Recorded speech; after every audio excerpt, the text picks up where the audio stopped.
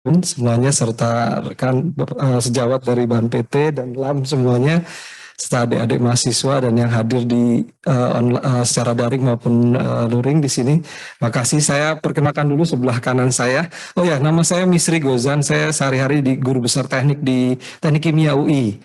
Sebelah kanan saya PTN, sebelah kanan saya dari PTS, Profesor Hari Purnomo, Dekan Fakultas Teknologi Industri di Universitas Islam Indonesia, UII, karena UI dari Yogyakarta. Di belakang ada sebelah kanan Ibu Profesor Seri Maulina dari USU.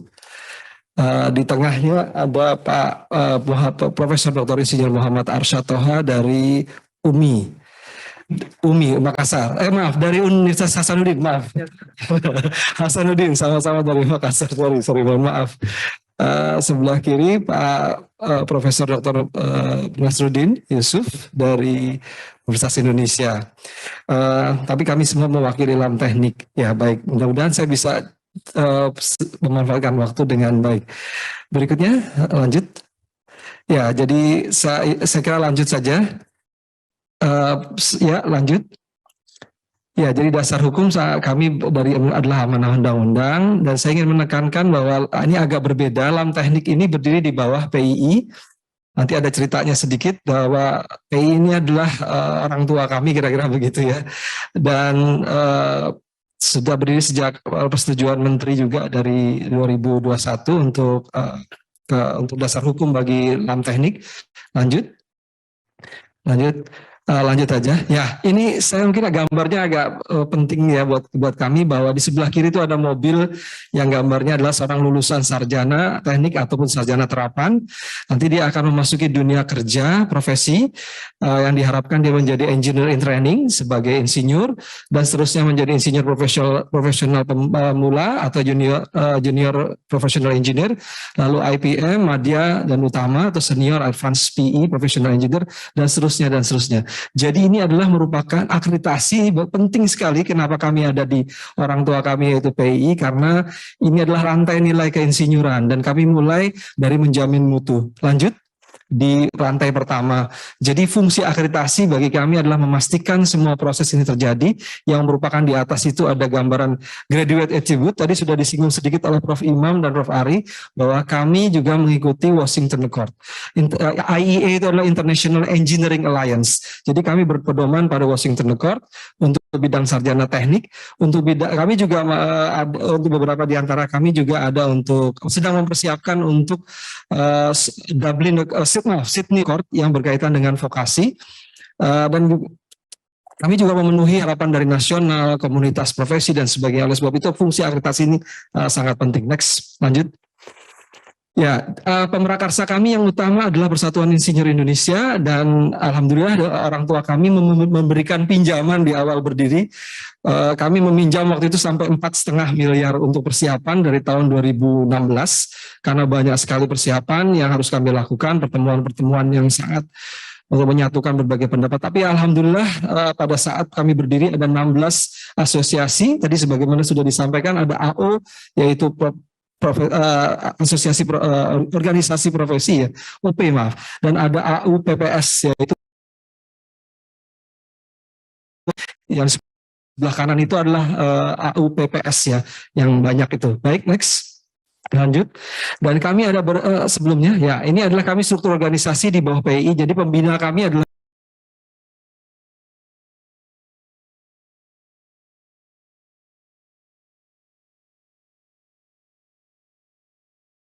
kanan itu LAM Teknik yang sekarang sedang memberikan laporan sifatnya nasional.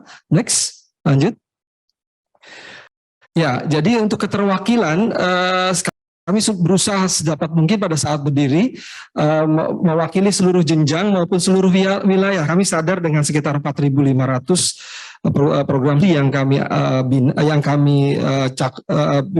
kami akreditasi, maka kami harus bisa mewakili sebaik mungkin di daerah-daerah, karena juga makin jauh asesor, misalnya kami berusaha supaya asesmen ini dilakukan oleh asesor terdekat. walaupun tidak boleh satu kota tapi terdekat supaya meminimasi biaya dan juga faktor kedekatan emosional dan sebagainya. Kami tidak menampilkan masalah PTS dan karena buat kami sejak awal tidak pernah masalah itu ya. Kami punya saat ini 405 dan targetnya sekitar 600 di tahun 2025. Terus lanjut. Ini adalah instrumen akreditasi, tadi sudah disampaikan bahwa kami tidak membuat sendiri, kami bersama-sama dengan BAN PT sudah disahkan. Lanjut, pelaksanaan dan tantangan. Ya Pak, kami sejak tahun 2020 hingga 2022 kami terus melakukan sosialisasi untuk melakukan pengenalan awal sekaligus merekrut pada tahun sampai tahun 2022 lakukan terus. Lalu kami juga melakukan tingkatkan sedikit tujuannya untuk selain pengenalan ada kebijakan instrumen dan proses-proses administrasi. Dan kami melakukan ini bersama-sama dengan PII, 16 LL Dikti, Forum Dekan Teknik Indonesia, dan Asosiasi Penyelenggara Prodi atau APP atau AUPPS. Ada lebih dari 20 sosialisasi yang tercatat oleh kami. Ada juga yang tidak tercatat gitu ya, secara pendekatan pribadi itu. Dan luring dengan peserta total yang tercatat 3.500 perwakilan prodi teknik. Lanjut, ini daftarnya. Lanjut, yang dilihat sini, ini 3.500 ini yang tercatat saja. Jadi kalau yang daring luring itu kami nggak bisa tercatat lagi tuh.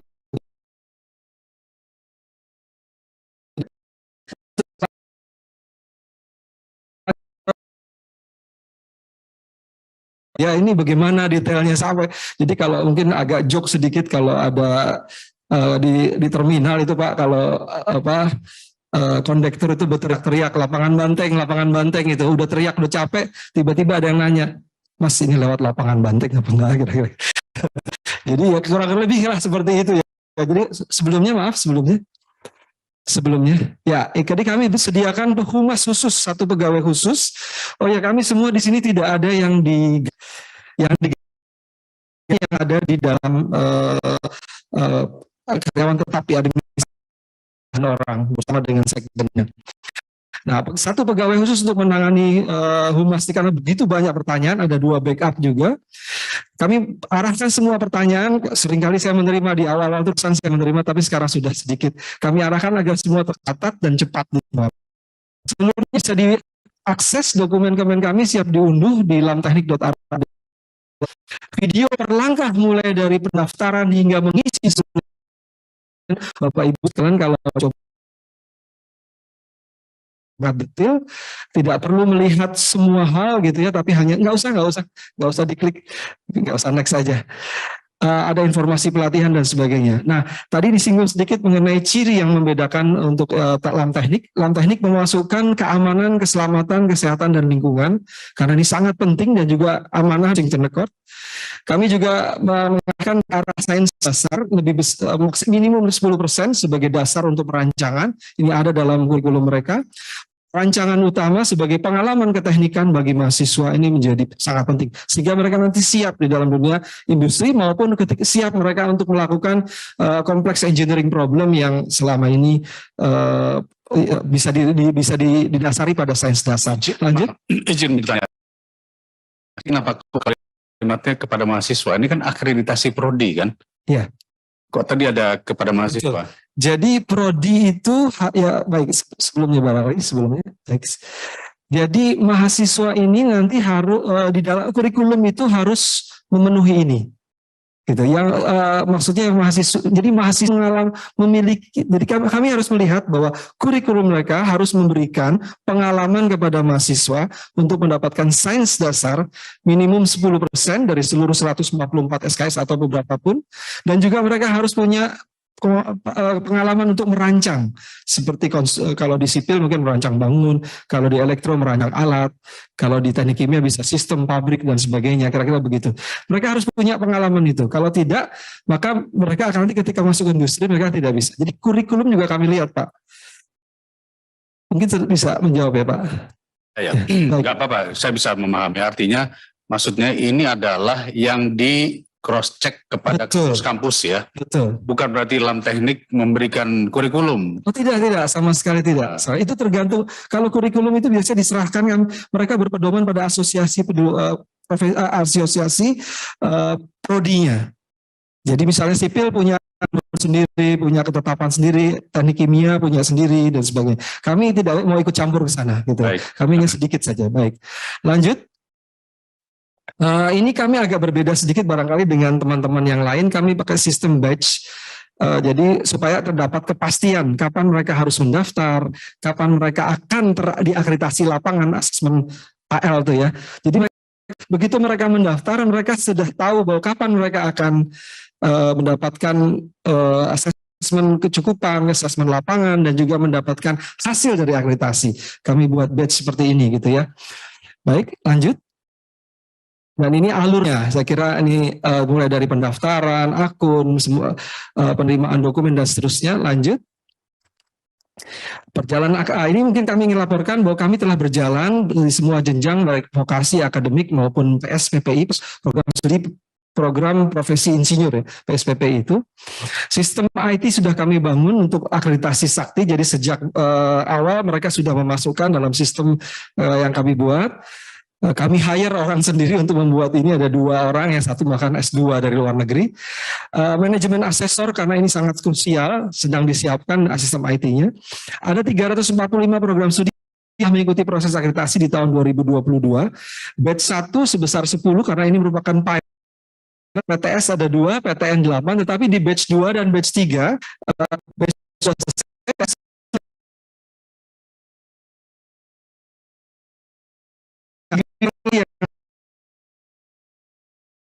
batch 3 ini sedang berjalan.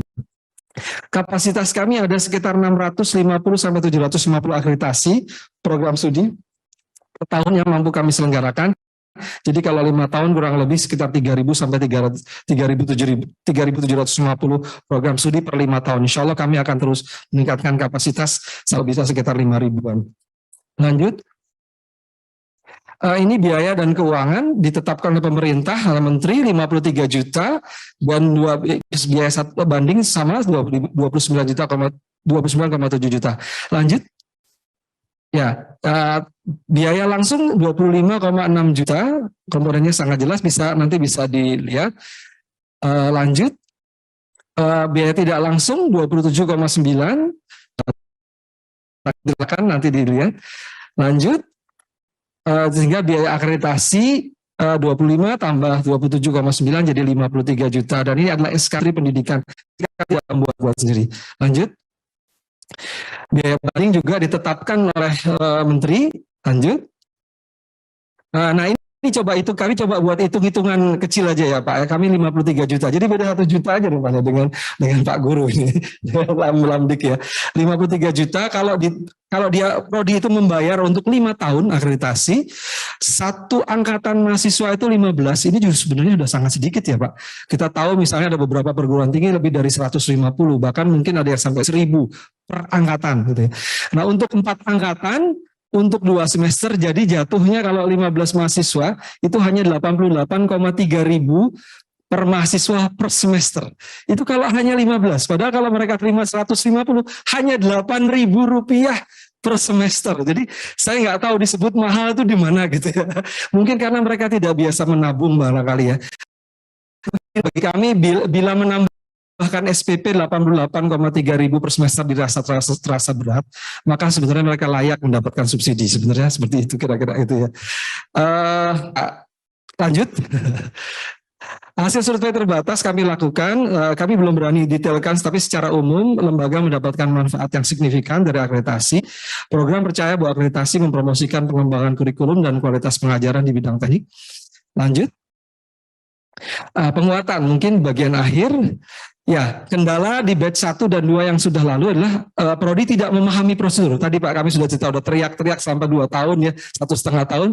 Tetapi ada juga karena ada pergantian pejabat di Prodi gitu ya. Jadi kami teriak kepada yang sebelumnya, tapi yang sesudahnya sosialisasi sama sekali. Hambatan komunikasi dalam peralihan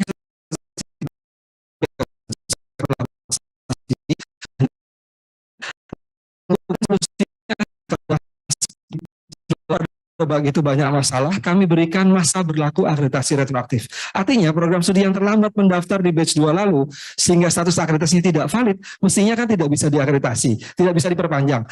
Tapi mereka masih dapat mengikuti akreditasi dengan mendaftar di batch 3 nanti.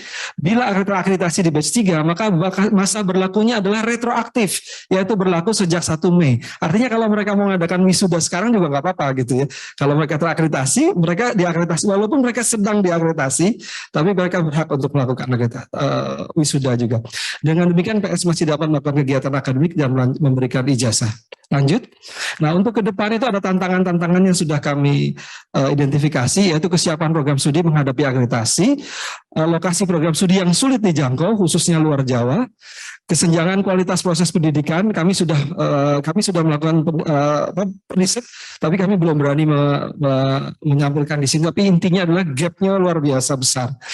Belum meratanya jenjang akademik dan jabatan fungsional, jumlah asesor yang terbatas untuk prodi tertentu, ini internal sebenarnya ya. Sebagian besar program studi belum memiliki tata kelola yang baik, ini untuk program studi. Proses keuangan di kampus sering memakan waktu panjang, sehingga kadang-kadang pembayaran itu menjadi masalah. Rendahnya pemahaman tentang penjaminan mutu. Oleh sebab itu, memberikan program pembinaan oleh LAM Teknik. Yang telah kami lakukan adalah merekomendasikan perbaikan 6 bulan bagi program itu. Kami sudah 23 ini mereka bisa tidak terakreditasi atau bisa naik posisinya. Tapi kalau berdasarkan nilai yang ada, maka ya sudah seperti itu, tidak terakreditasi atau mungkin ya segitu aja. Tapi kami tawarkan kalau Anda perbaiki selama 6 bulan ke depan, maka mereka bisa naik gitu ya. Kalau tadi bisa perbaiki sehingga mereka tidak turun gitu. Nah, prodi yang memenuhi akan mendapatkan peringkat sama atau meningkat. Pembinaan yang sedang dipersiapkan adalah bagaimana kita melakukan training-training untuk penyusunan laporan evaluasi diri, pelatihan penjaminan mutu, pelatihan tata kelola yang baik, good university governance, penyesuaian visi misi tujuan dan strategi, karena di sini banyak sekali asal-asalan gitu atau masalah, penyusunan renstra dan rencana operasi atau RKAT. Penguatan ini usulan kami untuk penguatan eksternal kepada pemerintah. Lanjut. Bahwa Kementerian Dikbudristek perlu meningkatkan frekuensi sosialisasi, baik itu sistem sosialisasi sistem penjaminan mutu, SNDikti, Permendikbud tentang akreditasi PT dan Suprodi, program terkait bantuan biaya akreditasi. Karena kami dengar Pak, masih di bawah 5% yang menyerap, ada isu-isu di luar mahal dan sebagainya, tapi yang diserap di bawah 5%. Dengan DIK maupun DIK tahun 2023,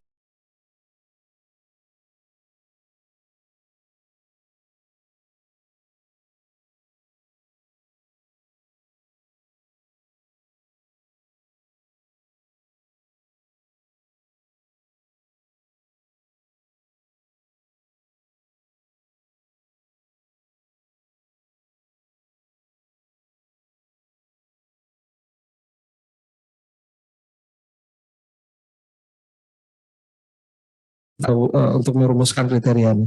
Lanjut, saya kira itu bagian terakhir. Terima kasih. Dan lanjut terakhir, ini adalah alamat kami. Silahkan kami untuk dikunjungi kapanpun juga. Kami bersenang hati kalau Bapak Ibu sekalian dari pimpinan atau dari Komisi 10 dan DPR mau mengunjungi Geraha Rekayasa Indonesia. Ini gedung PII. Kami menempati lantai 6, diberi 2/3 lantai yang untuk kami kelola. Kami membayar membayar listrik, membayar air dan sebagainya. Ini tentu jauh lebih murah ketimbang kami membangun gedung dan menyewa gedung di tempat lain. Bisa dikunjungi juga nomor-nomor kami. Assalamualaikum warahmatullahi wabarakatuh. 11 menit. Ternyata angkanya nggak lebih besar daripada Lamdik ya. Beda tipis. Beda tipis ya. 1 juta. Tapi saya suka apa yang disampaikan Pak Misri Gozan ini, menceritakan pembiayaan seperti kayak jual rumah gitu Pak. Jadi hanya membayar Rp10.000 per hari, kira-kira begitulah. Masalahnya itu dibayar harus di depan semua. Ya. Memang kalau hitungannya begitu memang benar, tapi kurang lebih saya bisa menemukan ini korelasinya. Kampus bisa wisuda jika sudah akreditasi. Iya, bisa. Ya, untuk membayar kebutuhan mahasiswa. Iya. Pas pandemi kemarin, mahasiswa banyak yang tidak membayar. Ini masalah ya, masalah besar. Makanya kita mengeluarkan UKT. Jadi oleh karena itu memang saat ini beberapa pembiayaan kelihatan masih kayaknya tinggi. Ya, saya sepakat itu perlu subsidi untuk 1 periode ke depan. Terima kasih Pak Misri ya. Memang kelihatannya Pak Misri ahli teknik tapi ahli jualan rumah juga. Saya mengingatkan karena ini semua sudah memberikan pandangan. Di sini cuma ada hadir 2 anggota, tapi saya sudah ada titipan dari Ibu Ketua, Wakil Ketua Bu Hetipa juga nanti mau menanggapi. Tapi sebentar Bu, nanti kita gantian. Tapi saya juga ingin mengundang nanti adik-adik habis ini 2 orang untuk belajar bertanya. Karena kan kamu juga bisa lihat sekarang ya, permasalahan pendidikan ternyata tidak semudah itu ya. Izin silakan Pak Ferdi dulu, setelah itu Pak Johar. Ya, terima kasih pimpinan, para pimpinan yang sedang virtual dan anggota yang sedang virtual, teman-teman kami, sahabat-sahabat kami, para profesor, di antaranya Pak Imam Bukhari, Pak Enrico, Bu Reto, Pak Ari, Pak Usman Khatib, Pak Sutrisno, Bu Eli, Pak Nur Samsia, Bu Desi, Pak Muklas Samami, Pak Ivan Hanafi, Bu Sofia, Pak Misri Gozan, Pak Hari Purnomo, Muhammad Arsad, Pak Seri Maulina, Ibu Seri Maulina, dan Bapak Nasruddin Yusuf. Pak Dede, kenapa ini kami sapa karena ini pemain lama semua, sama dengan saya. Yang pertama saya mengusulkan, tapi tidak untuk dijawab. Artinya saya minta proposal dari Bapak kembali. Contoh, akreditasi. Bisa nggak? Kebetulan misalnya dapil saya dengan Pak Dede berdekatan. Bandung, Kabupaten Bandung, Kabupaten Garut, dan Kabupaten Tasik, dan Kota Tasik. Itu bisa satu tarikan kan. Artinya menghemat transport. Dan hari itu, jadi misalnya saya tidak menyinggung mungkin yang berat-berat dulu, yang ringan-ringan dulu. Ya kan, itu jadi strategi percepatan. Jadi kan dia sekali jalan Pak. Bandung, Kabupaten Bandung, Kabupaten Garut, Kabupaten Tasik, dan Kota Tasik, seret jalan. Itu ini strategi percepatan dengan niat baik Pak ya. Tapi tetap tidak mengurangi mutu. Nah itu yang juga menjadi pemikiran. Jadi bisa nggak kalau itu berarti kita suatu saat Pak Dede secara informal, saya Pak Dede mungkin yang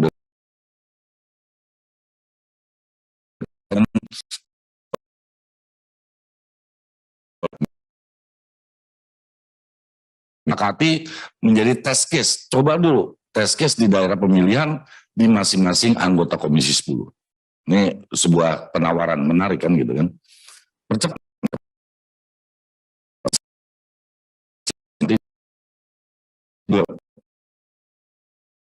Di rembukan kami yang tidak terbiayai oleh APBN ramai-ramai patungan.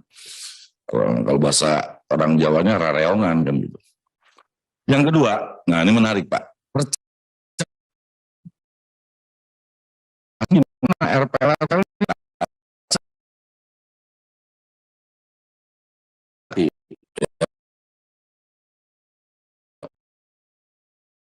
ini kan kalau kecuali Lamtekes nggak mungkin saya jadi dokter bisa menjadi apa ya, menjadi asesornya di Impossible gitu. Tapi kan memungkinkan saya sebagai jadi asesor Lamdik kan bisa. Kenapa nggak itu dilakukan? Nah sekarang pertanyaan yang mendasar, apa sih syarat asesor? Itu dia. Nah ini kita cari strategi Pak ya, bukan sekali lagi tetap tidak mengurangi mutu, tapi kan RPL itu kan juga mempengaruhi. Buat apa kampanye RPL, tapi tidak bisa membuat permasalahan ketiga. Nah, ini anggaran Pak Ari, coba dibikin exercise. Jadi Bapak bilang ada angka 35 miliar bisa apa? 55 miliar bisa apa? 75 miliar bisa apa? Nah, di situ nanti kita lihat. Sehingga kita menyuarakannya tadi, ini kan harus ya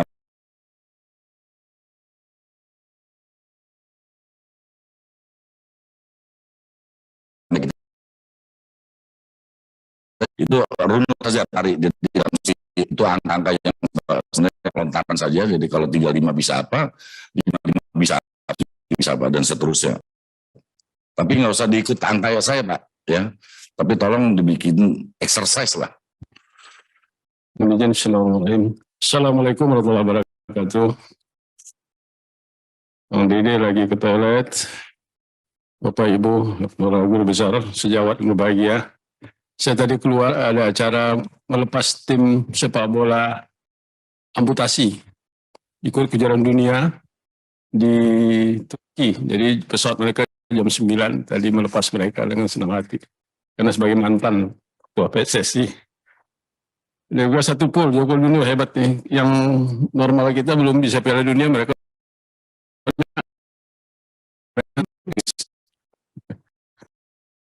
bisa. Baik, berapa waktu yang lalu Aptisi Indonesia datang ke Jakarta, ini penuh, sana penuh, semua ini penuh. Dia menyampaikan, ini ada ke Bapak Ibu sekalian, bahwa berpihakan anggaran yang kemarin kami bahas itu cuma 6% untuk perguruan tinggi swasta, 94% untuk PTN. Kita mau PTN banyak, tapi PTN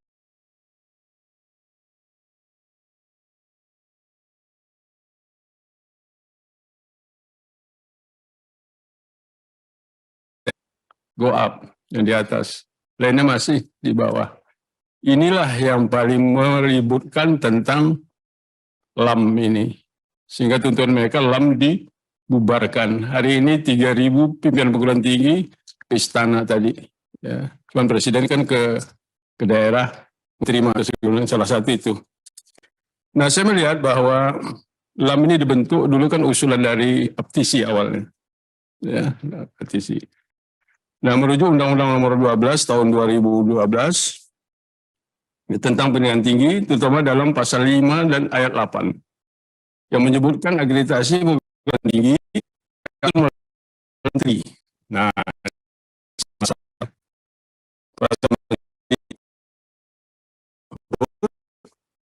pasal dari undang-undang tersebut mengeluarkan anggaran dari APBN, jadi dibebankan kepada perguruan tinggi swasta. Ini bertentangan dengan Undang-Undang Dasar kita sendiri. Ya. Di pasal 31 Undang-Undang Dasar, bab 5 bahwa kewajiban pemerintah ada dua, menyelenggarakan pendidikan bagi setiap warga negara dan membiayai pendidikan bagi warga negara. Di situ yang ini akan ya tadi sudah disebutkan dalam semuanya. Nah, ini yang diributkan. Mereka bebannya terlampau tinggi, terlampau besar. Tadi sudah disebutkan berapa-berapanya. Dan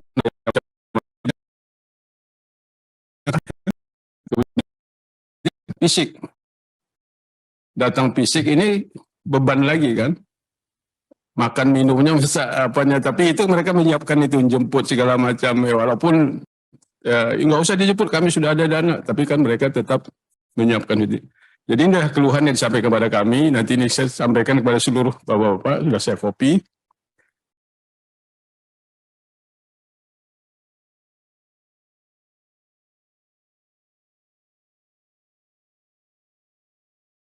Ini adalah bangsa Indonesia, tanggung jawab pemerintah. Nah, ini yang kita persoalkan. Ya. Nah, oleh karena itu, apa yang diusulkan mereka ini, ya dunia tidak pernah kunjungan ke perguruan tinggi, tapi mereka bikin ranking. Kenapa harus fisik-fisik? Sekarang sudah teknologi, IT gitu tinggi, ya mainkan IT. Paling bebannya kena perguruan tinggi sekitar 5-10 juta kata mereka. Kenapa harus? Semua bisa online. Dan mereka paparkan waktu kumpul dengan kami ini model bagaimana ya bisa menilai perguruan tinggi itu. Mereka contohkan gratis kami bisa kasih jika lama kerjasama dengan kami, kata mereka. Bagaimana apa yang diinginkan oleh akreditasi apa itu, semua pertanyaan-pertanyaan semua bisa dilengkapi.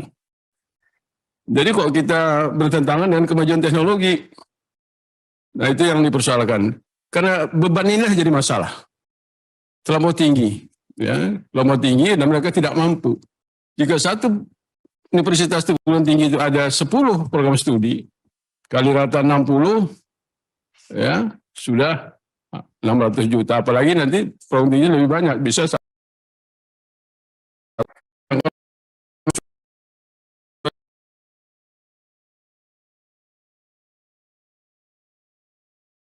mahasiswa yang tidak sanggup. Jadi per bulan. Nah, ini tahu-tahu kami disedot kemarin inilah, ya. Salah satu yang ingin mereka sampaikan kepada Presiden pada hari ini, tentu mungkin itu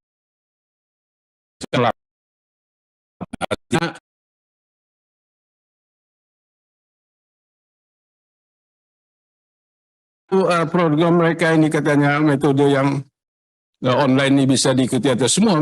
Itu paling pemerintah keluar cuman sekitar 1 atau 2 T saya cuma.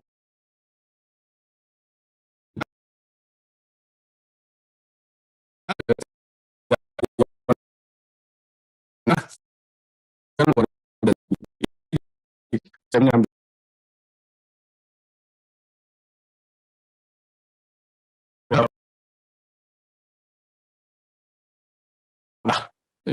menjalankan tugas ini, tapi mereka yang menghadapi itu. Jadi yang kita salah menteri, ya. Jadi kemarin sudah kami cuci menterinya, mudah-mudahan tobat, ya. Memikirkan bagaimana masa depan bangsa ini, ya. Jadi tidak bisa bisnis, ya, tidak bisa bisnis. Saya pendidikan ini episode sudah puluhan episode, ya, sudah bingung nih kalau guru-guru setanah air. Keluar puluhan episode ini harus ikuti, kasihan, ya, murid kasihan, korban, guru kasihan, dan ya episode ini akan terus bermain karena mereka macam-macam lah ide-ide yang disampaikan, ya, kepelosok Jakarta jadi TV untuk Jakarta aja sinyal ada yang nggak nyampe, apalagi ke daerah lain di Sumatera, di Kalimantan, di NTT sana. Jadi jangan pikir hanya Jakarta. Ya mudah-mudahan lah, ya, Menteri menyadari ini, mudah-mudahan rekam ini dia lihat, dia dengar, ya insya Allah, ya, kita akan majukan Indonesia ini dengan pendidikan. Tadi saya lihat bagaimana Ibu? Bangga, Bu. Ya, terima kasih. Pertama-tama saya ingin mengapresiasi kehadiran kawan-kawan semua dari BAN PT, Prof. Imam, Prof. Ari, dan teman-teman PT lain, kemudian Prof. Muklas, dan kawan-kawan. Apa kabar nih dari LAM Teknik, serta teman-teman, dan juga Prof. Sutrisno dari LAM Petekes. Apa yang sudah saya dengar ya, sejak tadi, saya mengikuti Kang Dedeh walaupun melalui virtual, betul-betul membuka horizon kita sih, memperdalam hasanah kita juga tentang seluk-beluk pentingnya akreditasi, dan ini merupakan sebenarnya informasi yang inti dari Panja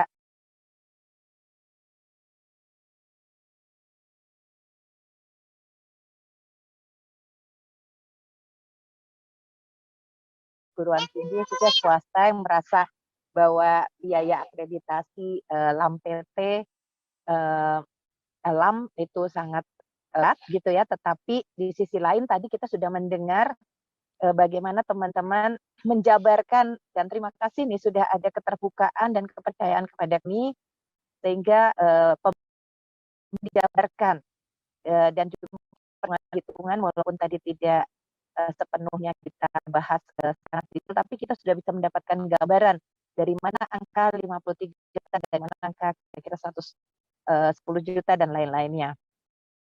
Dan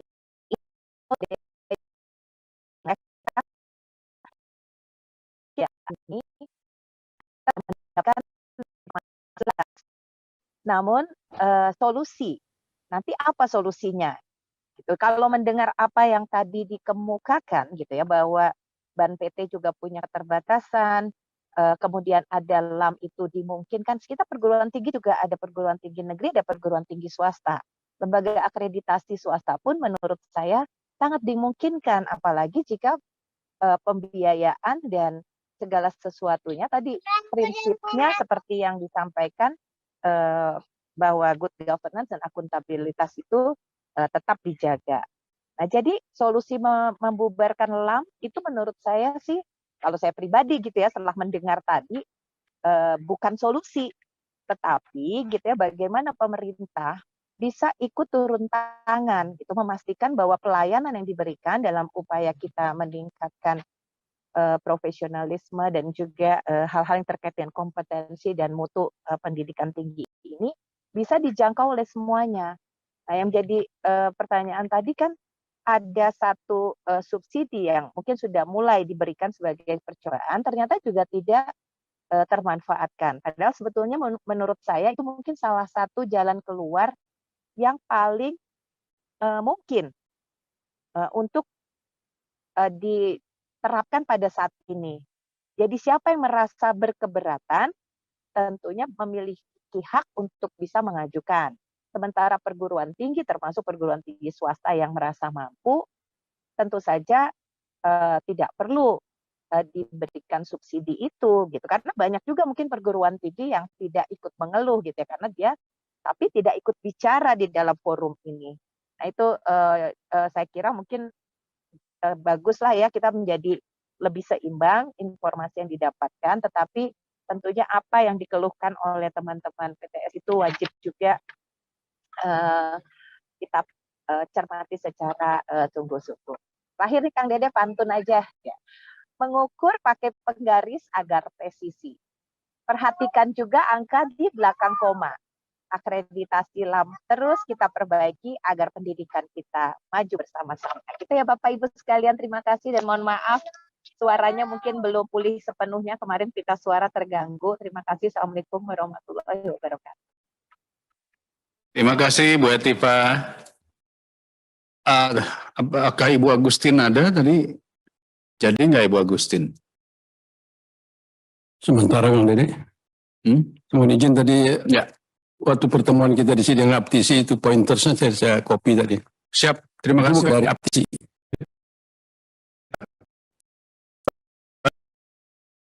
Ya, kita mempelajari, ada yang mungkin ditanyakan karena saya pikir adik-adik ini Pak, mereka user juga Pak. User daripada kampus-kampus yang mereka terjunkan. Jadi paling tidak mereka tahu. Ada yang 2 orang saja jika ada. Silakan, ada yang mau? Ya, yang satu di ujung. Silakan mulai dulu aja, nanti berikutnya. Silakan. Selamat sore Bapak-Bapak sekalian dan Ibu-Ibu sekalian. Suatu kehormatan bagi saya bisa bertanya di forum ini di rapat panitia kerja perguruan tinggi Komisi 10.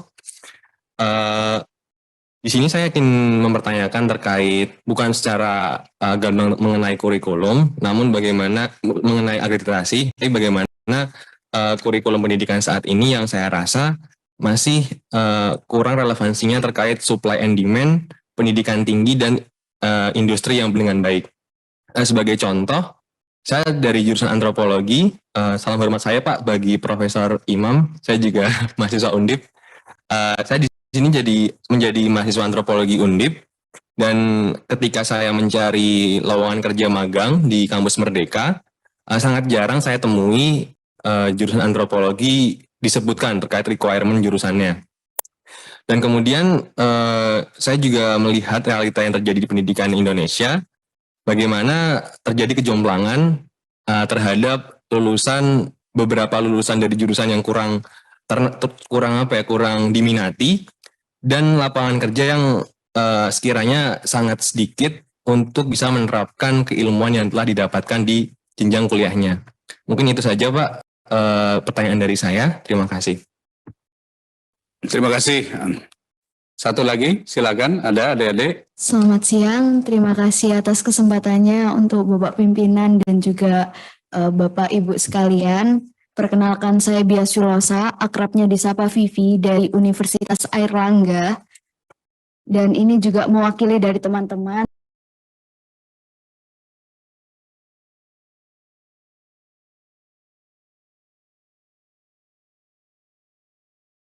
mengacu pada standar nasional kriteria dari penilaian akreditasi, sedangkan di Indonesia ini juga tadi sudah dikatakan mayoritas besarnya itu secara 72% PTS gitu, sedangkan yang akreditasinya tinggi itu hanya sebesar 2% gitu. Nah, sedangkan waktu adanya Asosiasi PTS Indonesia atau APTISI itu berpendapat jika keberadaan LAM PT ini perlu dievaluasi lagi karena mempertimbangkan mengingat kenaikan biaya dan juga hal itu tuh menyulitkan PTS, terlebih juga mereka berpendapat berorientasi bisnis bisa saja gitu. Nah, namun kenyataannya pembiayaan tersebut itu tidak ditanggung oleh pemerintah, melainkan dari universitasnya sendiri.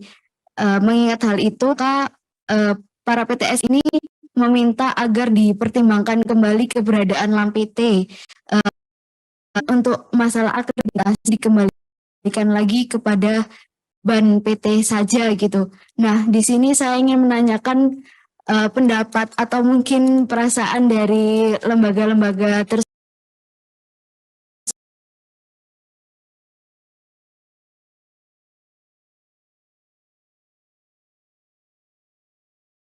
Solusi atau alternatif dari permasalahan tersebut itu sekiranya seperti apa? Terima kasih, mohon maaf apabila ada kesalahan kata.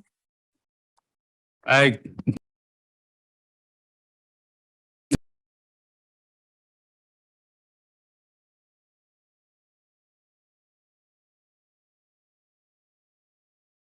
Jika ada yang mau menjawab pertanyaan dari kawan-kawan tadi, atau jika dirasa mungkin bisa diwakili, karena tidak harus semuanya satu persatu menjawab. Satu dari BAN PT menjawab, satu dari LAM PT. Silakan Pak. Terima kasih Bapak Pimpinan. Siswanya Pak Imam langsung. Ya, saya kira tadi lebih banyak masukan tentunya akan menjadi bahan kami untuk kami diskusikan juga gitu. Apapun itu kan satu ide-ide yang mungkin bisa, ya kalau diimplementasikan bisa mungkin lebih efisien, lebih efektif dan sebagainya. Nanti akan menjadi bahan masukan kami.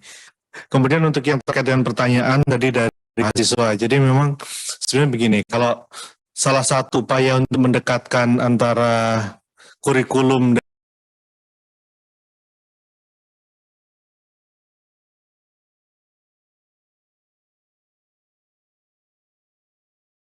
lah, sehingga kurikulum itu nanti juga mendapatkan masukan dari si asosiasi profesi tadi. Katakanlah misalnya tadi contohkan oleh dari LAM teknik ya misalnya, untuk menjadi insinyur sipil, nah, nanti yang profesi sipil akan memberikan masukan, harus dibekali ini, sehingga nanti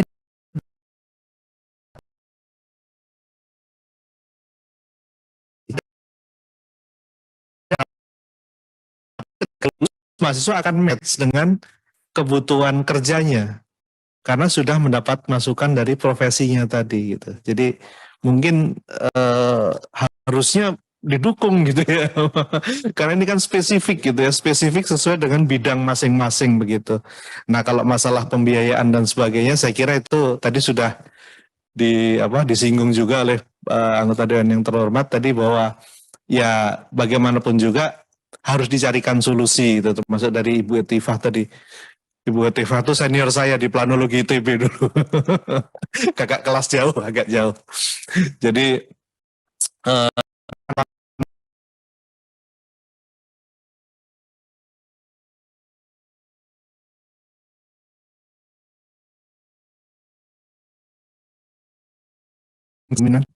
Ini mewakili suara negara lah BAN PT. Yang mewakili suara mandiri, suara silakan ada, mungkin diwakili saja.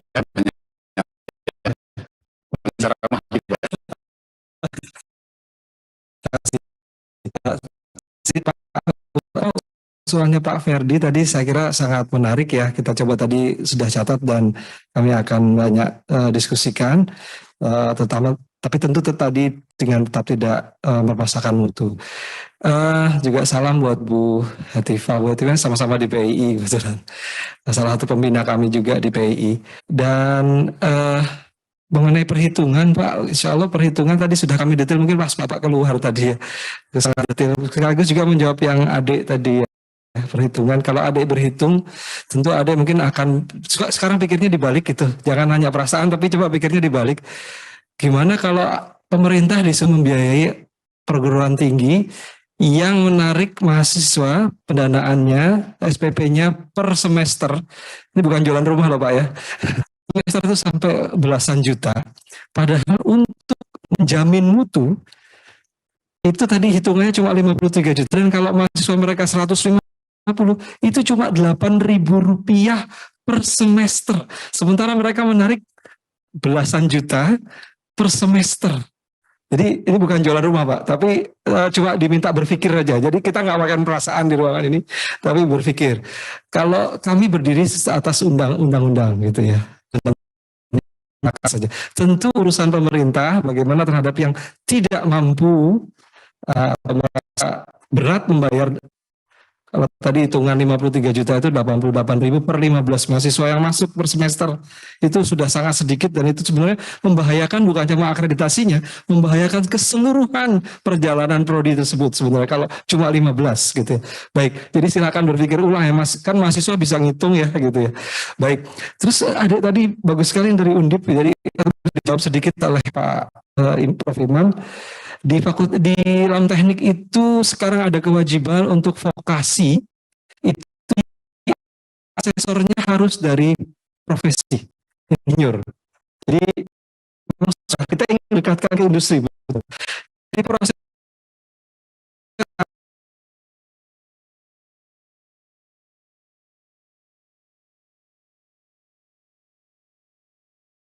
akademik juga begitu, untuk yang S1 juga begitu tapi kita belum sanggup karena orang profesi itu kan banyak sibuk di luar gitu ya. Kita ingin juga hanya ahli profesi tapi juga punya wisdom. Itu yang kami pikirkan dan itu kami seleksi betul. Mudah-mudahan kalau ditanya kita ingin mendekatkan kepada industri, kira-kira begitu tadi jawabannya. Prof. Imam sudah sangat mewakili.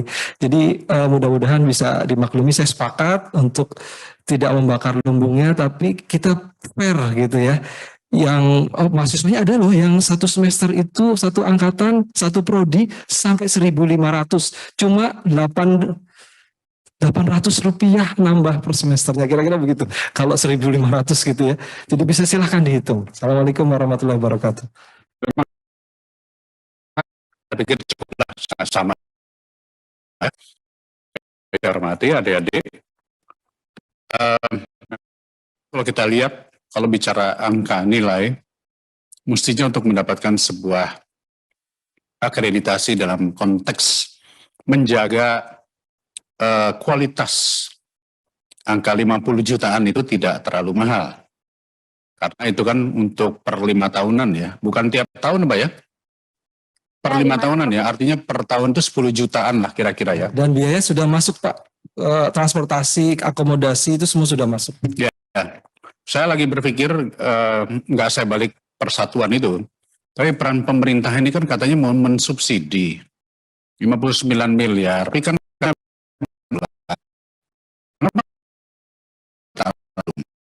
kalau saya kalikan per tahunnya aja baru 500 miliar Pak. Sebenarnya anggarannya tidak terlalu besar untuk bisa menjaga akreditasi. Supaya apa? Supaya Ban PT maupun LAN PT tidak juga seperti kayak kejar-kejaran dengan efisiensi.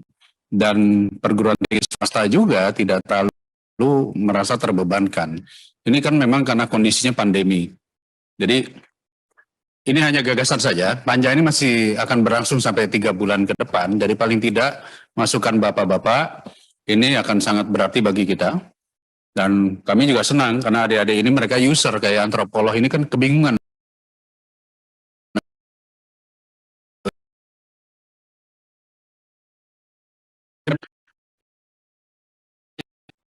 Saya coba langsung saja. Pertama, apresiasi dan berterima kasih pada seluruh jajaran.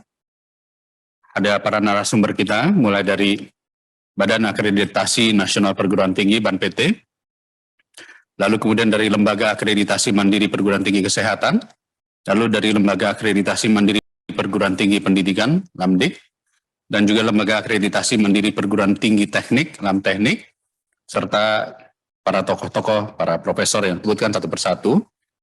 Kami Panja Perguruan Tinggi mencatat semua, cukup banyak ini masukan-masukan Bapak-Bapak semua.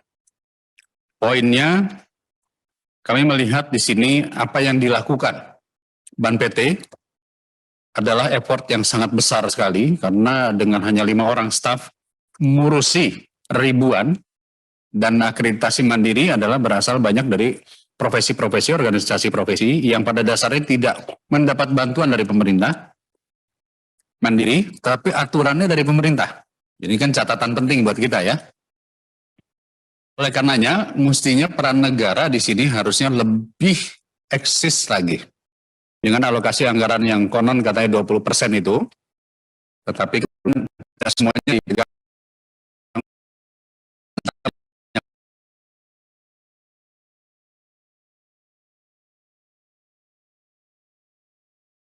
Poltekkes.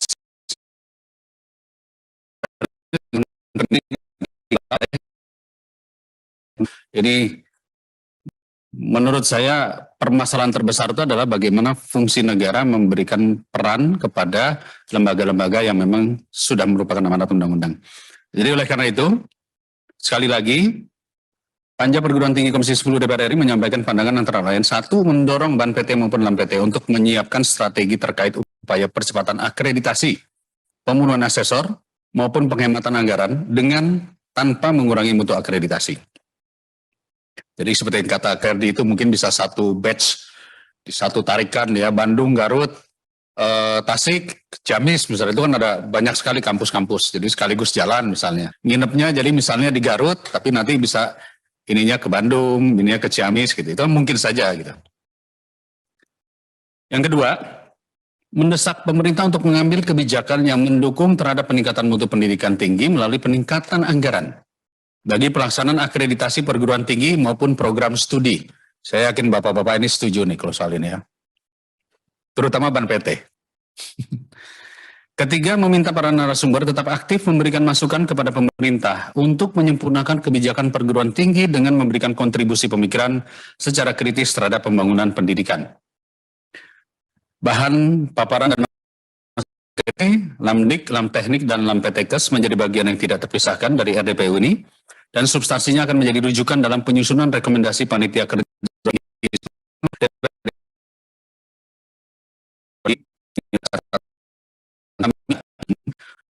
Kalau kita mau mengubah konsep atau membubarkan LAM PT, itu harus merubah undang-undang. Walaupun kemarin RUU Sisdiknas di dalamnya ada undang-undang perguruan tinggi, dimasukkan di dalamnya, saya tidak tahu apakah itu menyebut-nyebut Ban PT atau LAM PT, tapi sudah ditolak oleh Balek, sehingga tidak masuk di 2022. Kalau 2023 ya Pak ya? 2023. Asumsinya adalah mengurusi undang-undang yang begitu besar, sementara 2023 itu adalah tahun pemilu Pak. Kan ngejar Pak. Jangan kita terburu-buru membuat sebuah keputusan yang akhirnya nanti akan menyesal. Mendingan setelah 2024 presiden baru. Ya pasti kan, pasti presiden baru kan. Artinya kementeriannya juga pasti baru lah gitu ya. Jadi silakan dikomentari Pak Johar jika ada pandangan-pandangan terkait ini. Silakan dari kawan-kawan Ban PT, LAM PT. Karena saya nggak memberikan sifatnya masukan. Prof. Ari, biasanya Prof. Ari agak kenceng nih. Kalau kami menerima dengan baik, dan ini harapan kami juga sedianya memang tahun depan itu kita akan melakukan penyempurnaan termasuk percepatan. Jadi kami akan menyiasati juga bahwa anggaran yang tersedia itu kita realisasikan. Mungkin nanti kita akan membuat batch, jadi nanti sama dengan LAMTeknik, jadi kita akan mengatur masa-masa akreditasi sehingga mereka tidak bersiap tidak seenaknya pengen memasukkan, tetapi memang sudah terprogram. Sehingga anggaran itu lebih pasti kita bisa lakukan. Dan memang harapan kami juga tahun depan itu kita akan melakukan perbaikan penyempurnaan instrumen akreditasi. Masalahnya memang standar nasional pendidikan tinggi, revisinya belum diketok palu sampai saat ini. Pak Menterinya belum membereskan itu. Mudah-mudahan ini segera dibereskan, kalau enggak memang menggantung terus dan kita akan sulit untuk melakukan penyempurnaan. Dan kami sepakat juga percepatan ini, tahun ini kami mengajukan rekrutmen asesor baru. Namun memang lagi-lagi pendanaan kami akan menyampaikan ke Ditbaga untuk memberikan dukungan agar akhir tahun ini kita melakukan rekrutmen asesor baru, termasuk juga strategi kami. Asesor sebelum ditugaskan kami kumpulkan, baik secara daring maupun secara luring, kemudian ada komitmen, siap nggak menyelesaikan, jangan mereka katakan diterima siap, ternyata nggak diselesaikan. Asesor yang tidak siap tentu tidak akan kami tugaskan. Ini strategi yang akan kami lakukan.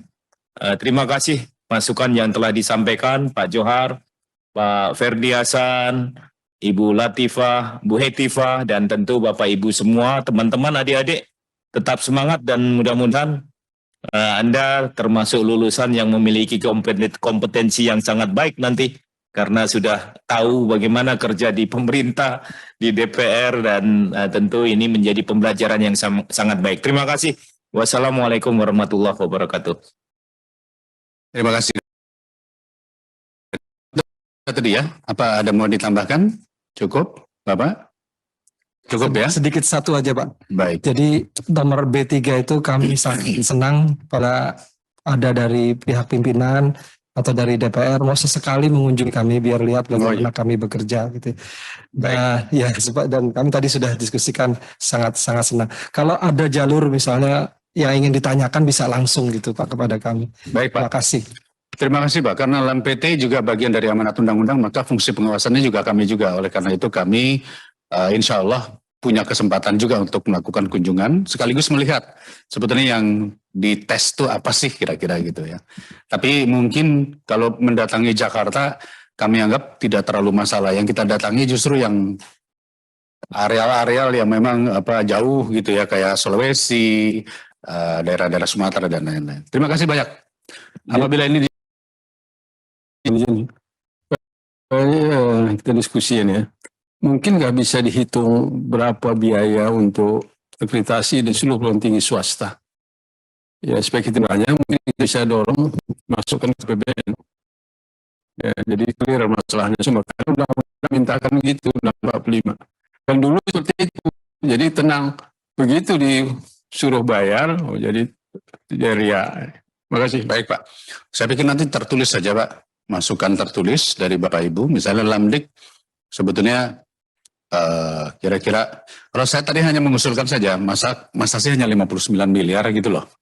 Sementara untuk guru penggerak, sekolah penggerak itu kan hampir TT-an gitu, bunyinya gitu loh. Belum yang shadow management itu kan juga. Oh bukan ini ya, bukan. Nah, enggak, ini real ya. Maksud saya adalah agar kita punya usulan, ya tadi saya katakan subsidinya jangan hanya 15 juta lah, sekaligus saja subsidinya 50 juta, kan kalau 50 juta tinggal meng-cover 2 juta, 3 juta. Iya kan, kalau kesehatan ini agak mahal, mungkin kita cari nanti titik temunya lagi lah gitu. Baik, cukup ya Pak, Ibu semua? Cukup, saya ucapkan terima kasih banyak atas kesempatan hari ini hadir dan memberikan masukan-masukan kepada kami. Maka dan seizin daripada Bapak Ibu semua, kita cukupkan dan kita tutup rapat ini dengan membaca hamdalah. Alhamdulillah. Terima kasih sekali lagi. Billahi taufiq wal hidayah. Assalamualaikum warahmatullahi wabarakatuh.